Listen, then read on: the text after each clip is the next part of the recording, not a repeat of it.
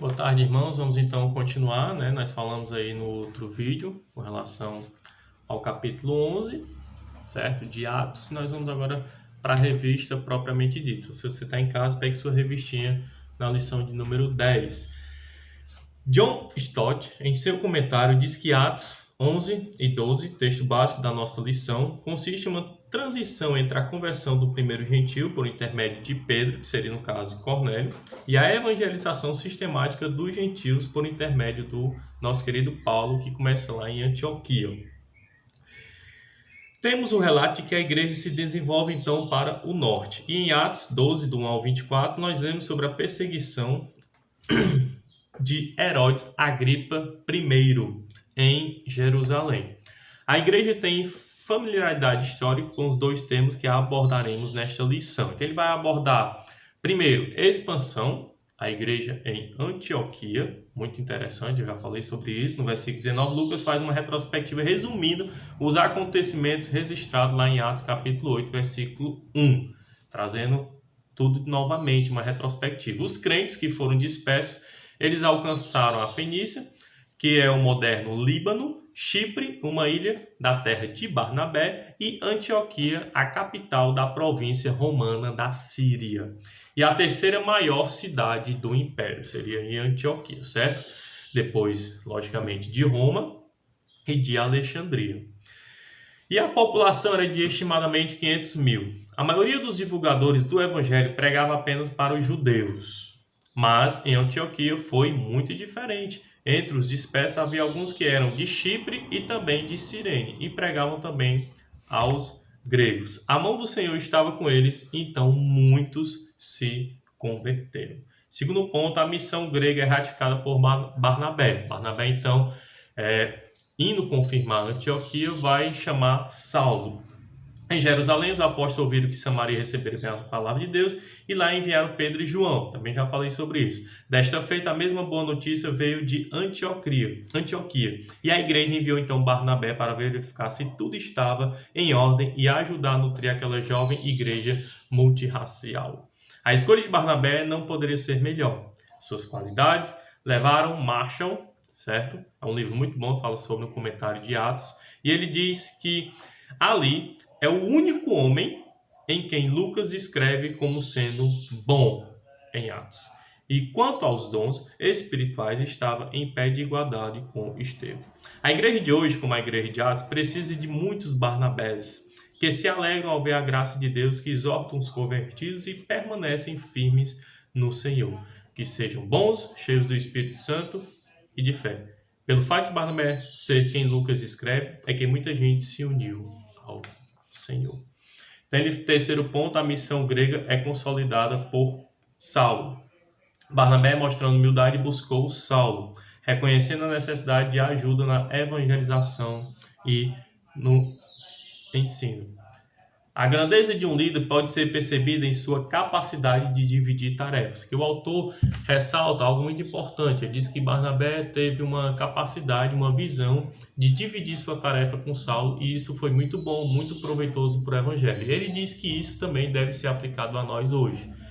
Você que está na liderança, ele diz aqui, você que está com alguma tarefa, chame alguém para dividir, porque assim será melhor a expansão e o aproveitamento da mesma. Nesse versículo, Lucas chama a atenção para o fato de que foi nessa cidade que pela primeira vez os discípulos foram chamados de cristãos. O emprego do modo verbal foram chamados dá a entender que foi o povo incrédulo da Antioquia quem inventou a palavra, entendendo que Cristo era um nome pessoal, quando na verdade era naquele dia usado apenas como um título. O uso desse adjetivo parece não manifestar desprezo por toda parte do povo de Antioquia. E no princípio, o nome cristão, que significa seguidor de Cristo, foi pouco difundido, sendo encontrado no Novo Testamento somente mais 2 vezes em Atos 26 e 1 Pedro 4, versículo 16. Então, irmãos, nós estamos aqui no quarto ponto, a missão grega é autenticada pelas boas obras. Então, ele vai falar aqui que eles fizeram algo muito interessante, que foi doar naquela época de seca, algumas ofertas para os irmãos lá da Palestina. Naqueles dias chegaram alguns profetas a Jerusalém, e entre eles havia um chamado Ágabo, que dava a entender pelo Espírito que viria grande fome por todo o mundo, isto é, por todo o Império Romano. Esse fato aconteceu nos dias de Cláudio. O historiador Joséfo, um grande historiador, escreveu sobre uma grande fome que oprimiu o povo da Judéia durante esse reinado. Ele chega a dizer que muitas pessoas morreram por não conseguir obter alimentos. Muito interessante. E, para finalizar, você faça a sua leitura em casa, que eu estou aqui fazendo um resumo do resumo, correndo aqui para não ficar um vídeo muito longo. Nós estamos à oposição, né? Houve uma grande oposição, houve sim a igreja, sim. Por quem? Por parte de Herodes. Então, o que é que acontece? O que foi que Herodes fez? Ele mandou prender alguns da igreja com a cruel finalidade de maltratá-los. Tiago, o apóstolo e irmão de João, foi morto por ordem de Herodes. Aqui se deu o cumprimento na vida de Tiago da profecia de Marcos 10:39, em que Jesus disse a ele e a João: beberão o cálice que eu bebo e receberão o batismo em que eu sou batizado. O plano de Herodes era apresentá-lo ao povo em uma espécie de julgamento, um espetáculo, logo após o período da Páscoa. O julgamento seria, obviamente, seguido, então, pela sua morte.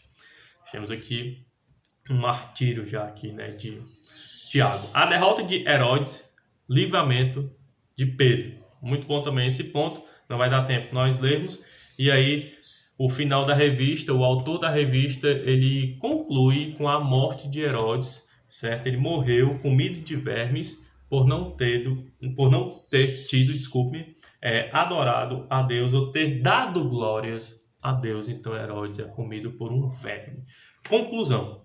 Podemos ver a ação de Deus no trabalho frutífero dos missionários anônimos na ida de Barnabé a Antioquia, na busca de Barnabé a Saulo, na solidariedade dos irmãos de Antioquia aos crentes carentes de Jerusalém e na extraordinária libertação de Pedro e na morte de Herodes, o tirano. Então o autor diz que todos esses pontos foram marcantes e o evangelho começa a crescer, a se desenvolver naquelas regiões. Então, irmãos, você que está ficando aqui com o nosso vídeo, você estude mais, olhe os outros vídeos, assista os vídeos que nós estamos enviando, certifique-se de que você realmente está aprendendo algo da revista, para quando nós retornarmos, nós vamos fazer aí uma tarefa geral de todos esses assuntos que nós estamos tratando aqui através desses vídeos, através dessa mídia. Amém?